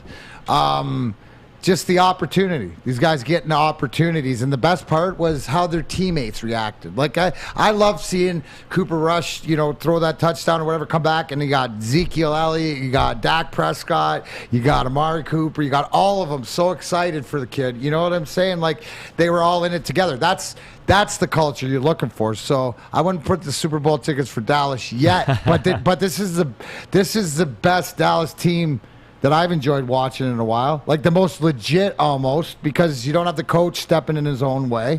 You don't have, right, and Mike McCarthy. It seems that there's, I don't know, some sort of calm more than in years past that's in Dallas, that it's more like, okay, we're 8 weeks into the season. Okay, you know what? I'm going to take them serious. Yeah, and I'm glad that you brought up what happened with the Jets and Mike White, because this is something for me. Mike White, how just bland. No, bland of a name. But just, hey, Mike White for the Jets. But I'm saying, though, 5th-round draft pick. And look, you'll hear me talk about that. If you want a quarterback, you go get the best quarterback out there, because quarterbacks in the 2nd, 3rd, 4th, 5th round, math says they won't work out. But I am saying, though, Mike White, Western Kentucky product, came in there, put up 4 bills plus, and Bailey Zappi, who Michigan State fans saw, he's 6'2", he's over 200 pounds, he pumps it around the yard. I'm just saying. You like it? I like it, Pedigree. Yeah. But again, when you go to pedigree, you look and see who coached Cooper, right? Because the fundamentals coming out, and a lot of this, maybe Western Kentucky's the factory now. But why not look at it? And if you've seen it and you got tape and you've seen the eye test, because that's the whole thing. Right. Brilliant. Yeah. I mean, what do you got to lose? But that's where the draft capital comes into play, everybody. You got the draft picks. You can take a spin on that. I'm only partially joking. Partially. But again. The Detroit Lions select Bailey Zappi, quarterback, Western Kentucky University. And then they would move right on, and because this would be like round 3 or round 4, whatever. Oh, no, this will be the 2nd round Detroit Lions pick, just like Tavai. Other games in the NFL. How about the Patriots going and beating the Chargers on the road? That was impressive. Yeah. And it showed the stats, but Bill Belichick can just shut down some of these young quarterbacks. He just knows how to get in their head, because as good as Justin Herbert was, that's 2 games against Belichick that he hasn't thrown for a couple hundred yards. Like, he has looked disheveled. No, and again, the Patriots come through. Nobody gave them a chance to win that football game, but there they are. There's the old Patriots coming through and getting the road win and getting the job done. And, they did it. Like, Mac Jones wasn't spectacular or phenomenal or anything like that. They just went and did it. He was more Brady-esque. He was efficient. He was efficient. To see him sitting on the sideline, come in, throw a touchdown, go back, sit on the bench, just workman. No, he was. And then the other game that I talked about on the Lions pregame show yesterday, the Steelers and the Browns, it's just, other than that playoff game, which they went on the road and beat them, and you certainly have to give them credit because Baker Mayfield found a way to win a playoff game on the road. When it came down to it, the Steelers got them, man. They did. And I know the Browns are dealing with injuries and things like that, but those are the games, man. Cowboys were dealing with injuries. They went in and got a road win. And again, that goes into divisional rivalry. That goes into, that stuff deeper than that about, Cleveland's always got to go through Pittsburgh, or Pittsburgh's always got to go through Cleveland, not go through Cleveland, but has their number. You know what I'm saying? And you see that. Now, is there more questions on Baker Mayfield? I think he's injured. I think no doubt. It's, they're up against it. So he doesn't have the luxury, because he doesn't have the size. Like, if he was a Josh Allen to have those injuries, he could sort of, maneuver around it because of his arm strength and stuff like this. Well, Baker's a smaller guy, so it's more imperative for those guys to be healthy. Saints get the win, too, over Tampa, and that's one. And look, you guys know where I stood with the Matt Stafford thing. Like, we talked about it. I don't want him to win a playoff game. I don't want him to have success, the same way I didn't want Verlander to have success. because you had the opportunity to do it here and didn't. Why should you get to go do it somewhere else? But that's just me being petty. I understand that. Save the YouTube chat thread. Yes, I'm petty. So, petty I am. Jets. But, when it came down to it, Tom Brady threw an interception, man. He did. He's a human. He's a human. And you could tell, well, the Saints sort of like get up for Tom, right? The Saints sort of get up for Brady, and they played hard. Obviously, Gronk was out. Tough losing Jameis to an ACL. But again, that defense of the Saints playing indoors, that's, a different team. But again, they were able to execute. And, that's one of those division rivals, too, does it come down to it? Are the Saints good enough? Are they going to face each other down the road? So it goes to show you that still in the NFL, sometimes certain places, home field is an advantage. And, definitely for New Orleans it is. DJ Cuttacourt says, tired of the Steelers being good, man. I am, too. They always win. Even when they're dead, they come back and win. I am. I'm very, very tired of them as well. I need to know this, too. Anybody out there in the YouTube chat thread, if you go to mybookie.ag, I'm just saying, if you do that type of thing, did anybody have the Rams minus the 16.5 yesterday? And sitting there in the fourth quarter with a 38-0 lead, counting that money, Sawyer. They were counting that money. Rams up 38-0. What can happen? It's Davis Mills. It's the Houston Texans. And the Texans score 22 points in the fourth quarter. And they lose 38-22. Those buildings, those shiny lights, they're not there for no reason, everyone. Hope you bought the hook. Yeah, that's... oh, man. I'm just glad I don't bet anymore. Because those are the stories. I mean, imagine sitting on a parlay or sitting on something like this, counting your money. That's whoa, that's tough. And to that team, to that guy, it's almost like you wonder what fishy's going on, conspiracy theory, all that. But that's why they put up the new casinos and the lights, and why a lot of them are gold plated in the bathrooms and stuff like that. And they have sponsor the Woodward Sports Studios. Money to burn. Your money to burn. Nine Drinks said Terry Foster must have ate too much candy corn, so he's not here on Monday. As a matter of fact, Terry is under the weather. Cannot confirm if it was candy corn related, but I'm guessing it was, because anyone that ate candy corn knows that it's trash and they put that in their body. I will tell you, D-Mac, I smashed 3 fun-size Almond Joys as I walked with the children. They have been conditioned as such to just hand over the Almond Joys to Dad.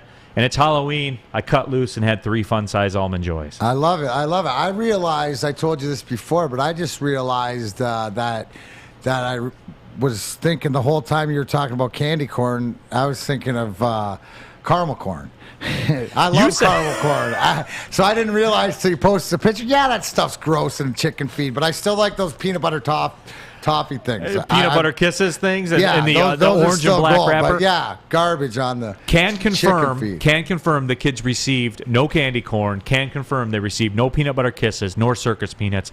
None of that made an appearance in their bags. I was very happy with my neighbors in my neighborhood. They did well by the kids. Lots of Milky Way, lots of Snickers, lots of Reese's. I was surprised with the number of full-size candy bars as well.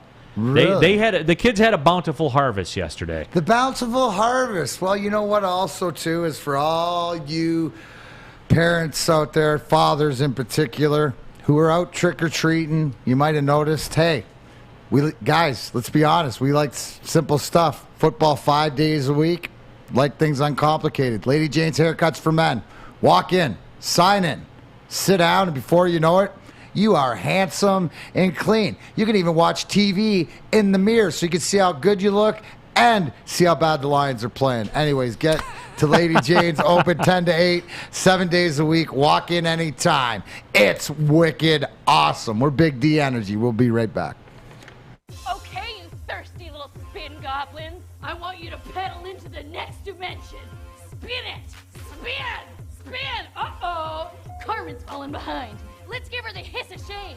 Spin! Spin! Spin till you bleed! Don't ride the bike of shame. Come to Planet Fitness and find your own lane with tons of equipment, free fitness training, and no hissing.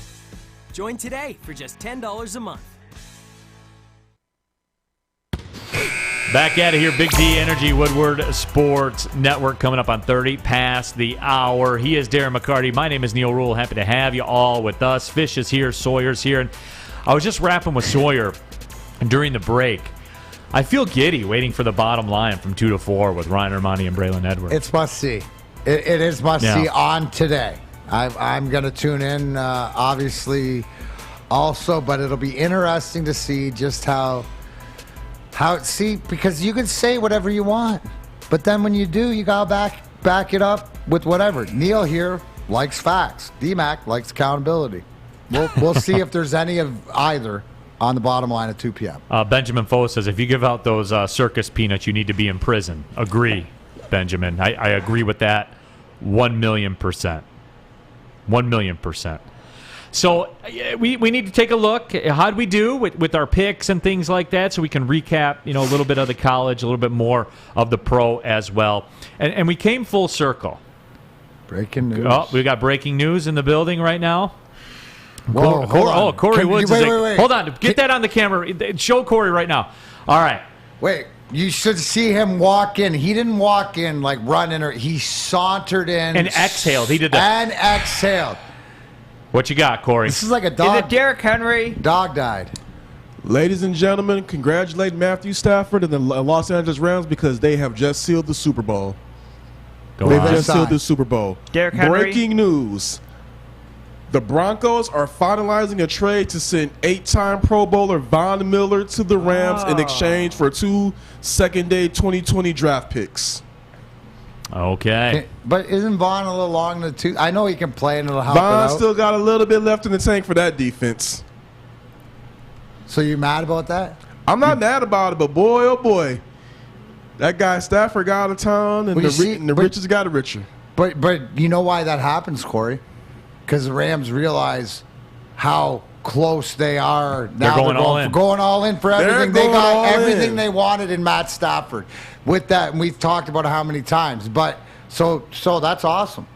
And why not do it now? Obviously, with Kansas City and disheveled, right? You're Les Snead and you're Sean McVay. You're going. Now's our time, isn't it? You just watched Tampa lose to the Saints. You just watched. This is your time. If you're going to do it, and maybe Davis Mills scared them so much with that 22 points in the fourth quarter that they need the Von Miller attack. But if he's got a little bit left, he doesn't need all of it. He doesn't need all of it. He just needs enough. He needs enough. Would this be like the Sue with the Buccaneers last year? How the influence sort of he made with that team? And what he does, it's similar to that. Similar to that. You know what I do? I go, and it's official. Yep, he's been traded. Yep. So that's 2 second day draft picks. They said, right? 2 second day 2020 draft picks. So 5th rounders, 4th rounders, somewhere around there. Yeah, they didn't say what it is yet, but yeah. And the reason that is, and I know everybody runs to this, and this is something we see with NFL trades. The reason why that seems like it's not a lot is A, because it's not a lot, and B, because he's got about $23 million in dead cap next year. So, this is a huge salary to take on. So pretty much it's more so they're taking that money off of Denver's books. Yeah, Denver's just getting out of that year of the contract. So pretty much it's $23 million and 2 late round trips. Right. Yeah, that's essentially what that is. That was like the whole thing when they traded Verlander, and that was my problem, just to kind of give you a comp. The reason they got such little return for the Verlander trade was because they didn't agree to take on a ton of the salary. They just wanted out of the salary. So, I mean, you could have held out and paid more of the contract and got higher prospects or things like that. This is similar to what they do in football. The toughest thing to deal with is the Von Miller $23 million next year that the Rams have to deal with. So that's why, if it doesn't seem like a lot, that's because, like I said, it's not a lot, but there is a lot of money in cap. I mean, they got to go for it right now. I mean, they already mortgaged their first rounders. They already mortgaged all their first rounders. They've proven that they don't need that. Yeah, why? Because when you don't hear this sound from the LA Rams on the first day of the draft. Yeah, they're all in. They put all their chips in. Yeah. So good. You know what? Yeah, good but for them. Wouldn't you? If you at this point, you got to. Yeah. You have to, because the thing about it is they were already Les Snead and McVay. They're already on the back of like, okay, if we do not win a Super Bowl with Matthew Stafford, we're gonna pretty much lose our jobs, because we mortgaged our future and we got nothing out of it. So if we're going to go ahead and do that, let's just go ahead and sell everything. Let's go all the way in. Let's give us every opportunity to go ahead and sell out for this Super Bowl. And you know what? The rich got richer, and they're being aggressive. I'm not mad at it. No, certainly you cannot. Simo 313, can we trade Goff for Mike White? The salaries don't quite match up, my friend. Can we trade Goff for Walter White? Yeah, well, there it is, man. The Rams are again, they're pushing all the chips in the middle of the table. Can't wait for the Rams-Bucks, and then throw the Packers in the mix too. It's all going to depend where they play these games. Mm-hmm. It's all going to depend. That was a huge loss by Tampa yesterday. Oh yeah, that was a huge one. A huge loss by Tampa. Woo, so let me go back to this story, but man, you had to come in and let you guys know that just appreciate came out. that, brother. Always Good job there, come in. Corey. That's why you're the best in the business, bro. Even though you're winless. Yeah, but it's not your fault. Not your fault, Corey Woods. Keep working hard, kid. Yeah. So again, and how about this race now between the Cardinals and the Rams to win the division? How big is that? I mean, it's all going down. It might. You know what, D-Mac? It must be huge. fun. And you know what, Neil? Who'd you have to win the Super Bowl? I had the Chiefs. Oh, I had the Rams. Okay, yeah, good. I had the Chiefs. Looking good I for told me. you I like a lot of people who promise revenge tours. I was wrong about the Patrick Mahomes revenge tour. See, look at he's taking the balloon and just popping it for you people and stuff like that. But D-Mac, when I do got that, the Rams. where is there to go? Nowhere. Neil, you were wrong. Yeah, I just told you that. Yeah. No, that's what accountability Well, Neil, is. you what? I was wrong. I told you. Yeah, I gave you my opinion. Now it changed. I was wrong. I was wrong. They'll win tonight, though. I mean, I saw it, too. I think I saw on the money line, but the Chiefs were like minus 500. So, I mean, you're getting 20 cents on the dollar on the Chiefs. It's the Giants on the road. I would take that. Any chance the Giants pull it off? They won last week. All the more reason why no. I mean, Chiefs at home, they got to have it. 20 cents on the dollar. I mean, granted, you could put your money in a CD probably and get 4%, but the things I'm seeing with Kansas City is too inconsistent that you can't just flip the D-Mac, six. I know, but it's the Giants, dude. Okay. No, I'm just saying I'm more worried from what I've seen in the inconsistency to get off the snide and just pulling up of what Kansas City is. This takes more of a regrouping, in my opinion. So I say but minus 500. 20 cents on the dollar, man. Put a hundo on it, get you a $20 bill back. Staying away from it. Put a hundo on it, get you a $20 bill back. I go the other way. What's 100 get me if the Giants win? If the Giants win, what was it, like 3.5 to 1? Perfect. I'd rather go that way. $10 to get you 35. 100 will get you 350. I'll take that. I'll take that action right now. I'll take that action. I like the fact that Canadian Football League is getting a lot of discussion right now in our YouTube chat thread. And why is it, you ask? Well, because Canuck Duke says BC Lions are greater than the Detroit Lions, which could be fair. Shocking. There was a great game on Saturday. You guys missed that. I did miss it. I was busy working. BC and the Toronto Argonauts. What a great game. The BC kicker sucks, but they got an overtime game out of it, and they lost in overtime, but they got another shot. Did the Rouge come into play? Twice, actually. They had a chance to win the game twice, and they buffed it up on both times. Speaking of the Rouge. So. Yeah. Le Rouge did, yeah. Le Rouge did some things this weekend, Sawyer. We got that one right. What did they do, Neil? They won another championship. Wait National Independent Soccer Association, Professional League, Detroit City is in. Mathematically clinched the championship for the fall season. Had the opportunity to call the match on television for TV 20. This is what it sounded like. Fans want a party here at Keyworth. Nate Steinwasser booms it down the pitch. The whistle sounds. Is Detroit City FC champions of NISA again? Of course. Of course. That's how the sights and sounds went down there from Keyworth. But it was live, as you saw there. They had the smoke bombs going and everything like that. Just over 4,000 people in attendance. It was a party, and they've been in NISA now a couple of years, and they've won the championship in every single event that they've partaken in.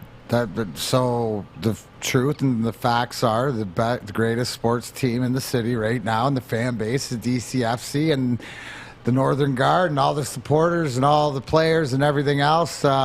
It's great to see. So anybody wants, I know their last game's Saturday, next Saturday down. If you haven't been out there, we're trying to see if we can get Fish out there, pop some smoke. Yeah, D-Mac, you're working on some angles, trying to get out there? I'll be posting this, but we have the NHL alumni game in St. Clair Shores with stalls, and the give back it's the Memorial Day for the veterans. So the Detroit alumni.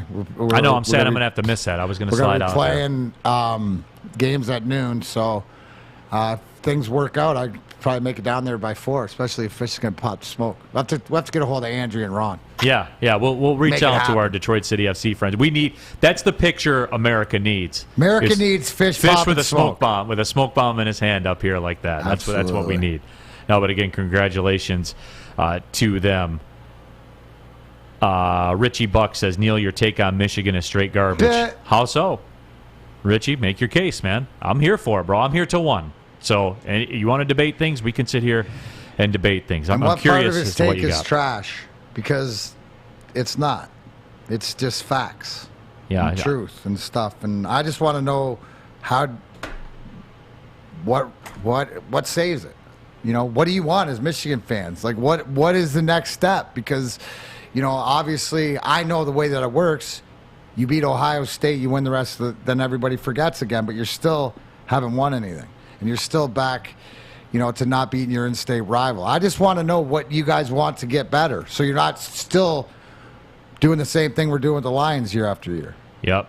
Machiavelli Sucks says, so in Canadian football, if you miss the field goal, you still get a point. And the round way around that is if you're unable, you miss a field goal. You notice how the end zones are really deep in Canadian football. Yeah, it's got to go out of the end zone. Yeah, it's got to go out of the end zone, or if you try to run it out of the end zone, you get tackled in the end zone. Like if you can't run the field goal out of the end zone and get tackled in there, yes, you get a point. Get a rouge. You get a Love rouge. That rouge. It is. It's a lot of fun. The receivers can be emotion and stuff like that. It helped BC out because they would have lost the game, but they got a rouge, sent it to overtime, and then they still lost. Right, absolutely. So, oh, man, where was this one? Oh, Simo313. Oh, snap, Rich, you got called out, son. What you got? Yeah, what you got? We'll take a break. When we come back, we're gonna get into the Red Wings because while they lost, something pretty extraordinary happened in that game. And I think it could be, D-Mac, I think it could be a seminal moment for the franchise. Plus, you have a question. I got some answers. My guy... we were getting worried.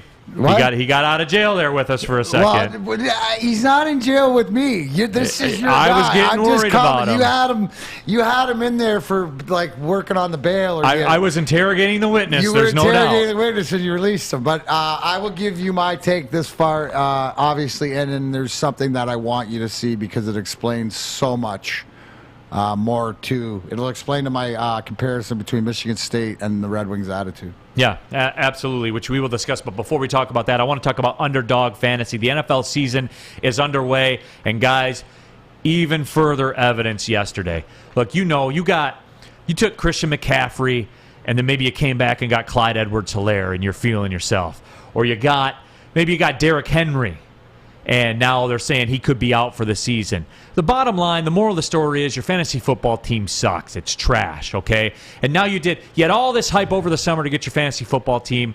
Now you're in last place, and now you don't even want to watch Red Zone anymore. But great news, with Underdog Fantasy, you can jump right back into the game. Use their slick mobile app or their user-friendly website. You can join a league and draft a team in minutes. Plus, the folks at Underdog, they're going to help you get started. They're going to give you a free $10 when you sign up and make your first deposit with the promo code WSN. Get back in the fantasy football game. because God knows your team that you drafted stinks. So you can jump back in at UnderdogFantasy.com, the App Store, or the Google Play Store. Sign up with the code WSN, deposit $10. You'll get $10 free. That's Underdog Fantasy, promo code WSN. Tony is a third-generation logger that has a simple, practical approach to life and work. That's why his Coast DX342 knife is perfect for him. The stainless steel blade is rust-resistant and made for all-weather use. And the double roll-lock safety ensures that it will never inadvertently close when he doesn't want it to. That's why Coast is trusted tough. Make sure you download the Woodward Sports app in the App Store and the Google Play Store today. Take Woodward Sports with you wherever you go and listen live on your phone or mobile device.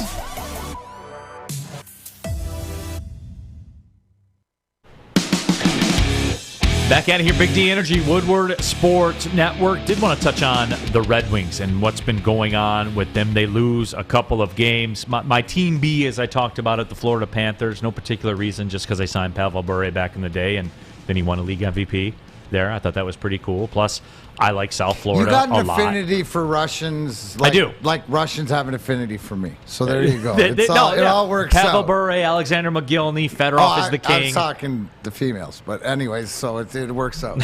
Anyways, we all get along. That's another story. Yeah. Grind Time with Darren McCarty podcast. Anyways. No, but the Red Wings fall in Toronto 5-4. I'm sure that they're planning a parade in the streets of Toronto, even though it's been a long time since they've been over. They're kind of the Michigan football of hockey, I guess, when you think about it that way. Red Wings lose to the Florida Panthers at home on Friday, 3-2, and that one. But D-Mac, there was a seminal moment. I know that Sawyer has the clip, and keep in mind this didn't result in a win, this didn't result in a goal, but I think we saw something. Well, you know what it resulted in.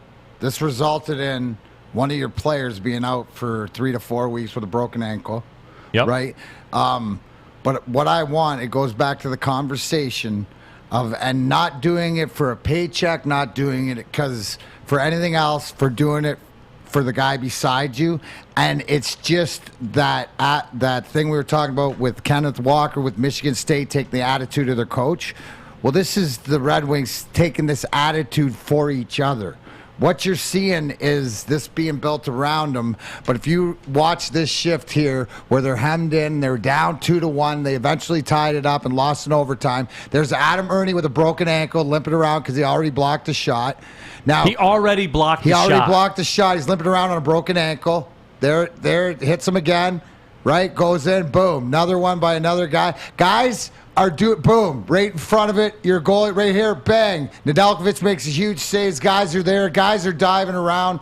Puck doesn't matter. This is life or death, for lack of a better term. But these guys are going down. Look at this. Double, 3 guys sliding in front of it. Stick breaks by De Kaiser. It's absolutely a fire drill in there. But that is love for your brother.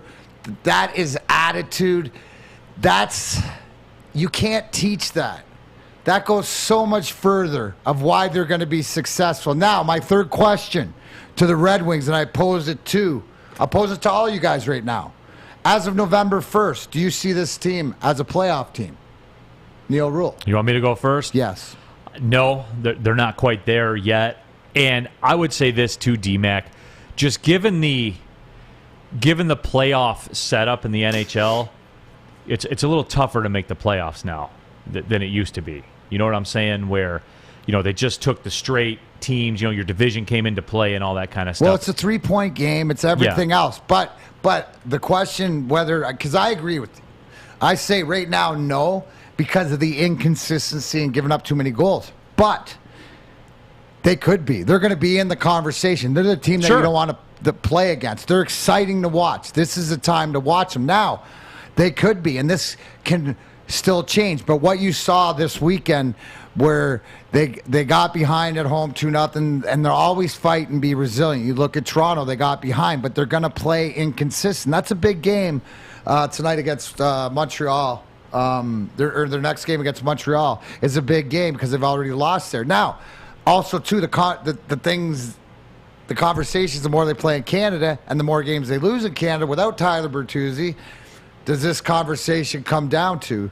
Come down to, is this really hinder the team as much because they can't win without him in the lineup, right? And then the other thing I wanted to post here. So right now, do you think that the Wings are a playoff team? Fish? I wouldn't say right now, but I mean, they're showing a lot of heart, a lot of fight. So if they keep moving in this direction, I think we got a chance to make us a nice little run. So what about you, Fish? I don't know about playoffs now, but hopefully it'll happen. Yeah, well, we don't Next listen year. to you because you are officially your limo burnt down because 0-8 you cannot Oh, we didn't get even to talk 10 and about 7. that too. I don't want to. You know what? I don't want to show the Red Wings disrespect. No, we'll talk you about your can't. 10-7 limo coming up in a few minutes. Yeah, and then the whole thing is, if you didn't catch this, which is the brilliance to not only caveat of what you saw on the ice. Did anybody catch how Joe Veleno, who played his first game of the year in Toronto, had a goal and an assist, got to the rink? Steve Yzerman. Steve drove him. Yzerman, the vice president, general manager, drove him to Toronto for the game. There's a picture, coming out of the car and stuff like this. So I said to Neil, can you imagine 4 hours of having Steve Yzerman and having a conversation just with Joe Veleno? Because this is the way things come together. And, to me, I encourage everybody to do who are the guys that are going to replace the guys that we won championship with. And it's sort of like which role. For example, a Giovanni Smith is a me. A Joe Veleno is a Chris Draper. Which means you look at the way it is, where Stevie's the 1A, but Drapes is his 1B. It still goes to now. So it's setting things up this way, and what you see is things are falling into place. So they get more consistent, because one thing is what they've gotten, Neil, is they can put the puck in the net. They're dangerous on the power play. And what was my talk about that? What was my grave concern? Scoring. So now that we can do that, now you got to tighten up, and it's just more of a commitment to defense and different things like that. The penalty kills got to get better, but it's more of that consistency of doing it. But the pieces are starting to come in place, right? You got Mo Sider and Lucas Raymond, two of the best young rookies in this league that are being effective. So it's all a learning, and your guy Zadina, he shows what he can do, and it's sort of him being comfortable. So hopefully him scoring the other night, he gets hot. Another power play. That's 2 power play goals. He only needs 3 more. Only needs 3 more power play goals. And a whole bunch of other goals. But yeah, just so when you watch that stuff, that's because that's the playoff mentality, right? So they're playing every game with that playoff mentality, right? They're trying to. When they play that playoff mentality for 60 minutes, and we've seen games like that, they're hard to play against. So, I mean, you can't, Adam Ernie is a huge part.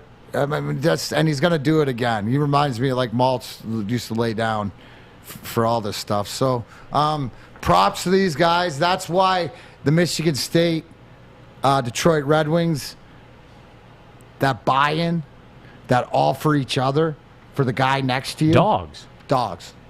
Where Michigan and the Lions, not really dogs. Yeah. I mean, they have some dogs. Mentality stuff. But it's mentality of doing it when nobody's watching, doing it for whatever. And the last thing I'll say about that is if you get a chance to watch that with the volume up, that's old Joe Louis Arena, LCA. It was so loud, the appreciation, the claps, all that stuff. And yes, as players, I will stick my face in front of a shot.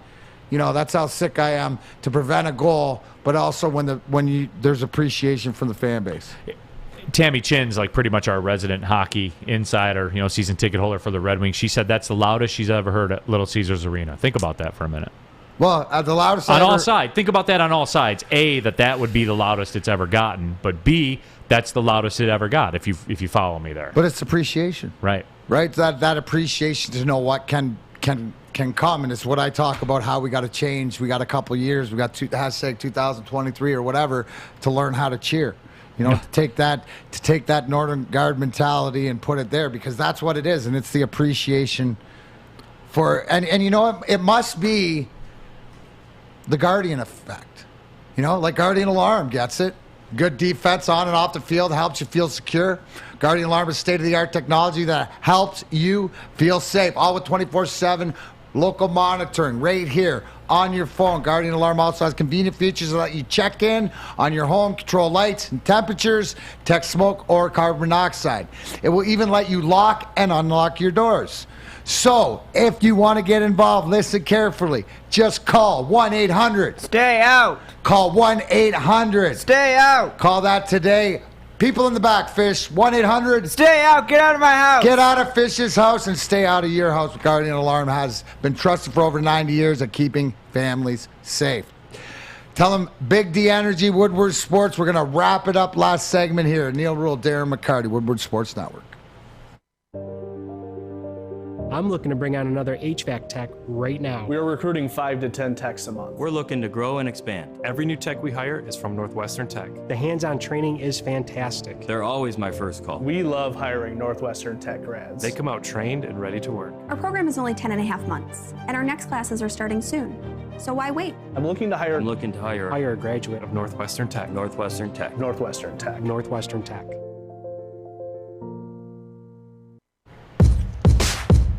Coming down the stretch here, Big D Energy, Woodward Sports Network. Neil Rule, Darren McCarty in the house. Happy to have you all with us. Our YouTube chat thread, Detroit Dabber 313. Joe Valeno in the car with Stevie. Am I talking too much? Am I not talking enough? What should I say? That's probably what Valeno was thinking in the car. No, Valeno's probably listening. That's the fact, is that kid's smart. He knows when to listen. And that's exactly what I said, Michael. I said that. Can you imagine? No wonder he went out and just got a goal and assist. Yeah. Fired up. Miki says U of M fans are just crying and are in denial. There seems to be some of that. I forget who it was. Somebody said my opinion was trash about Michigan, and I asked what was trash about it. I haven't seen his response, so Even Seymour I'll continue asked to him. wait. Yeah, no, I mean, again. I'll continue to wait. I mean, anytime anybody wants to chop it up, I don't just say these things for no reason, man. So Can we get to the elephant in the room, and can we just hammer down I on think we Fish? can. Mathematically eliminated is the 10-7 limo. Lions sitting at 0-8, so there is no possible way mathematically that there can be a 10-7 limo when you have 8 losses. And Fish, it only took 8 weeks to get those 8 losses. Your thoughts? I mean, it's kind of simple. You just move to the next possible action, which is 9-8. No, But it doesn't have the same ring. It doesn't have the same ring. I'll give you that. Can you have a limo, a 9-8 limo? I mean, people make up stuff. College bowls, right? They change every year because the sponsors. The question is, are they going to win a game? Will you have a one-win limo at least? A 1-16 limo? Yeah, Is there an 0-17 limo? We're going to make one. Oh, we are. So yeah, that's what so we we say, predicted. I got it, so we can ride in style to the NFL draft, right? We should be riding in style. And we should be we'll have that riding just in pumping style. over the stereo system, just rolling through town. We should be riding in style to the Detroit Lions parade that we're going to have for 0-17, Oh, don't right? be facetious, Fish. We're not Where setting, is the NFL draft this year? Vegas, Las Vegas. Is it? It is in Las Vegas. Let's go, Fish. We'll get going. the 0-17 limo. We're going. We got to go. We got to be there. We'll just roll the strip with that bumping from the... Oh, I love it. Yeah. Could you imagine? We'll put some Lion Zubaz on, and we'll just play the strip, baby. What do you think about that? I think it would work, D-Mac. I think you got no Robert choice. says, First Robert pick, says let's maybe go. a 9-8 Uber. But sure. I think I'd rather have an 0-17 limo just rolling through the streets. For those of you that missed it, the Los Angeles Rams have just traded for Von Miller from the Denver Broncos, a couple of second-day draft picks. They are taking on $23 million in cap hit next season to do it. That is the final year of Von Miller's contract. So, they're making moves, man. They're pushing all in, pushing all their chips in the middle of the table. The Pistons lost last night to Brooklyn, 117-91. Cade Cunningham did not play in that game. However, he did play on Saturday. They said due to injury management that he would not play the second game of the back-to-back. And all I can tell you is, in Detroit Pistons history, they have never lost a game with Cade Cunningham. And positive news, they got Durant ejected.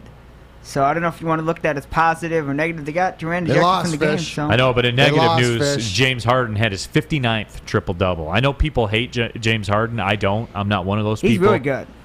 Yeah, I mean, that man is one of the best in the world at putting the basketball through the hoop. Hey, Sawyer, will you throw up, in case you guys missed this, this is unbelievable, the little kid, 16U goalie? Rocco Bruno. If you haven't seen this, Rocco Bruno, in a 16U game, he is the goaltender. He pulled a Ron Hextall, Chris Osgood by taking this puck and firing it down the ice. Watch him. Oh, he called his shot early, too. He called his shot early. You got to like that cocky little goalie. I was in Hartford in '95 when Ozzy scored his goal. That was pretty cool. So. He did look like Ron Hextall. Like there was no doubt when he was waiting for it. He dude. was. No, he absolutely was. He's a sniper. I like it. Couple other things, Sawyer. I don't know if people saw this, but Halloween, Mark popped on this one. Mark popped on this one. Best Halloween gift or Halloween costume has to go to right here. Did you see this one? League of Their Own. League of Their Own. Yeah. So he's got the guy's got his 3 daughters. He's dressed as Tom Hanks as the drunk manager with his 3 little daughters, all dressed up as the League of Their Own. I thought that was cool. Sawyer, you said that you found some other great. Other great costumes throughout. What else? Who we got? Yeah, I mean, you can't go wrong with Aaron Rodgers being dressed up as John Wick. John Wick, Aaron Rodgers. It was pretty spot on. We had some of the Browns pulling out Happy Gilmore and his caddy, which was good. Everybody likes Squid Game, so Mike Davis went hard with that.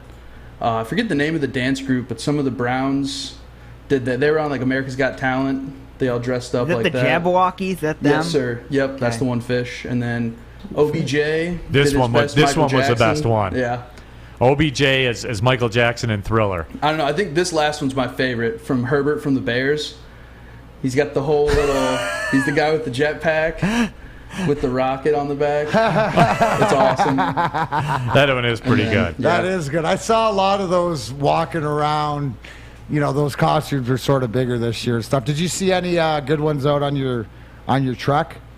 I mean, just you saw. This is awesome. Yeah. See this? Clay Thompson doing the Larry Bird with the step and the shot too. Listen, that was Larry Bird's jump shot. Barely get off the ground. It was like almost from the side of his head. Yeah. God, I hated Larry Bird just being a Pistons fan. But Sawyer, this is something that I've admitted to. Is I let my hatred, and this is something I had to grow into, where later I could appreciate it. Mm-hmm.